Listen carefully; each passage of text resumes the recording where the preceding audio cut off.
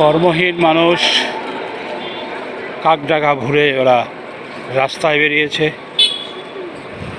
কাজের সন্ধানে। প্রতিনিয়ত ওদেরকে শহরতলি থেকে শহরে আসে কাজের সন্ধানে। সেই ভুগাডাঙ্গা মানুষগুলো তাদের রুজি রোজগারের পথ একমাত্র শ্রম বিক্রি করা।